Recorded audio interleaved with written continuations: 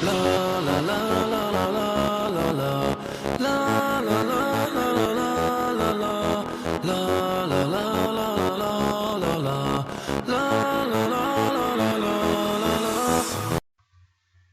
YouTube, my name's Keegan and this is my first video, so hope you enjoy.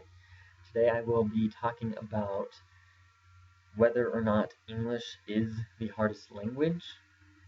Now, personally, I do not agree with this statement, and I'm going to explain why. But first, let me just say that I have gone on Google and I have looked up in Chinese, Japanese, German, Italian, Spanish, and French about whether or not those languages were the hardest language in the language itself. And what I found was not surprising, because I assumed this to be true already. People from countries where those languages are spoken believe that their language is the hardest, and they're unsure of themselves, because other countries in other languages, they are told that their language is the hardest. Like if they study English and they speak to an Anglophone, the Anglophone will say English is the hardest language. This already shows how arbitrary this kind of statement is, but just for fun, let me try my best to use my foreign language knowledge to debunk this myth. So, why do people even think this way? Well, let's see. When you speak a language fluently as a native speaker, you know about the odds and ends of the language. You know about all the exceptions. You understand what was difficult for you to master when you were speaking incorrectly as a child if you made grammatical errors. And when you hear a foreigner try and speak your language, then you can kind of see the difficulties the foreigner's having, and you wonder why someone who has studied your language so long has difficulties, and all this kind of makes you think, my language must be pretty hard. And this is reinforced when you start studying a language and you start getting the words, you start memorizing them, you start understanding the grammar, you start making sentences, and people compliment you on how good you are at language, and yet you think back to when foreigners have trouble with your language and you think, wow, my language isn't just hard, it must be the hardest. Because people like to exaggerate really quickly, and if you keep telling yourself this long enough, if you hold this idea, it becomes truth for you. But just for fun, let's look at why people think that English is so hard. Now, a lot of people will say, well, our grammar is really hard. It's confusing. Our grammar is not very hard. Our grammar is hardly confusing if you understand how a Germanic language works. The syntax and semantics are very, very usual for a Germanic language. And actually, we have a very simplified language. We do not have genders for our nouns.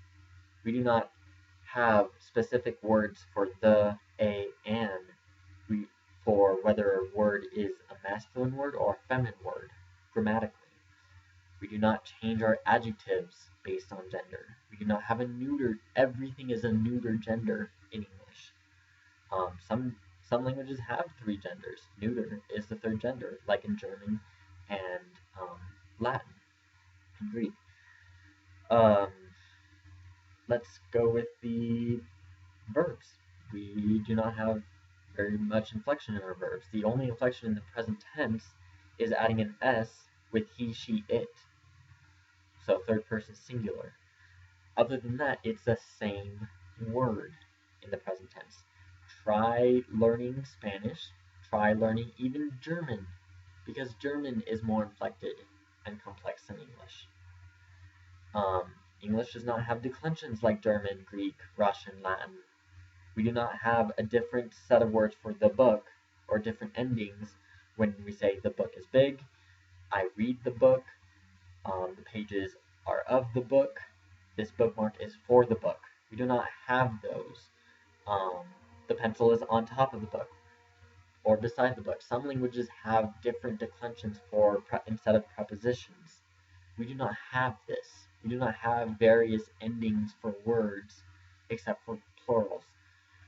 Plurals can be difficult, but it's a Germanic language.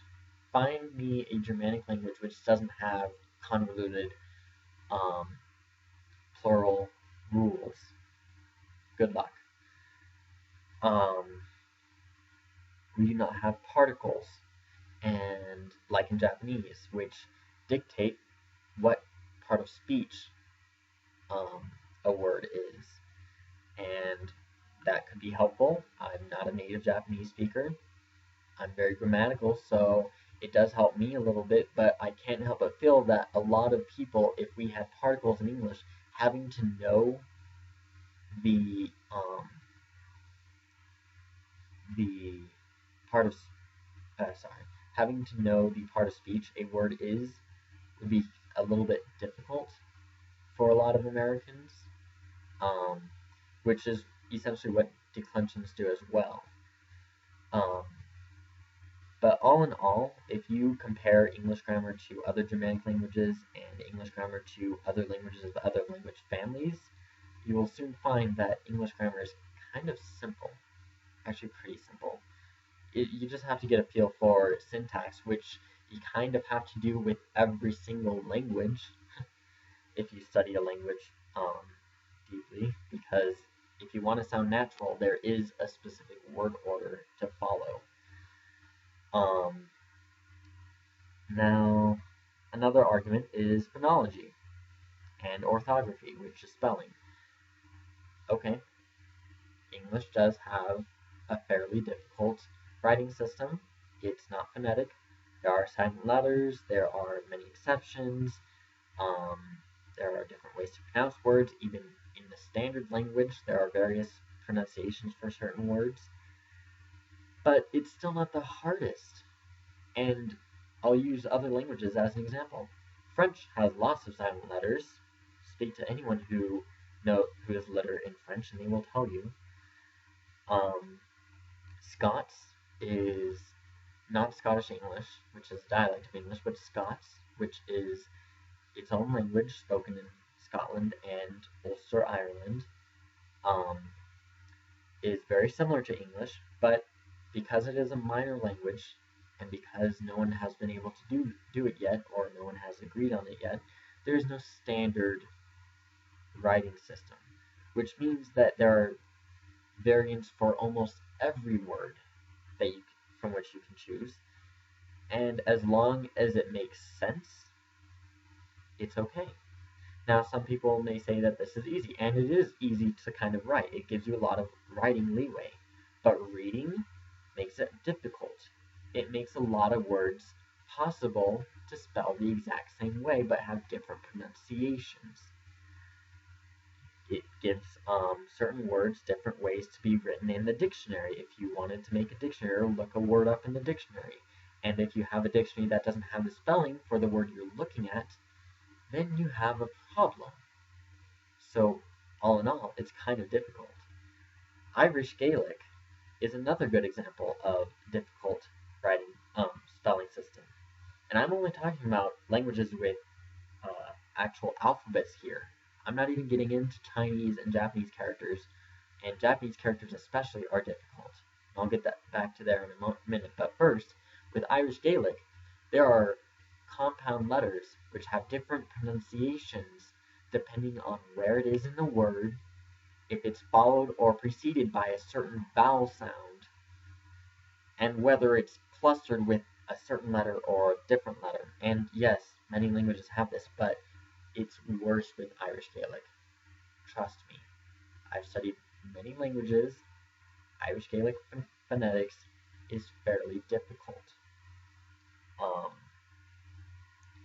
with Chinese, you have to learn. There is no alphabet other than the Latin one, but they don't use that. They use their own characters, and essentially, if you could say it's an alphabet, but that's an alphabet consisting of thousands of characters. In Japanese, they have 3 different alphabets, depending on what kind of word it is, what its use is, and for the Chinese characters in Japanese kanji, Sometimes they're replaced by the alphabets. The kanji have multiple pronunciations, some of which are very rare and are only existing in a few different compounds, and the whole pronunciation system in writing is very difficult. There's no way of knowing except for you have to learn how to speak the language, and then when you see it written, you understand what it means, and so you understand how to pronounce it. That is how you know how to pronounce words you read in Japanese. Either that or learn it character by character, compound by compound. It's very difficult. English has nothing on these. I suppose English and French are about the same difficulty because you do get a feel for English. Yes, there are going to be exceptions, but for the most part, English words do have a very nice, a very like common phonetic system. The silent letters are usually in the same place. There are rules, and even though there are exceptions, the rules are fairly good. I'm not talking about I after E except after C because rules like that are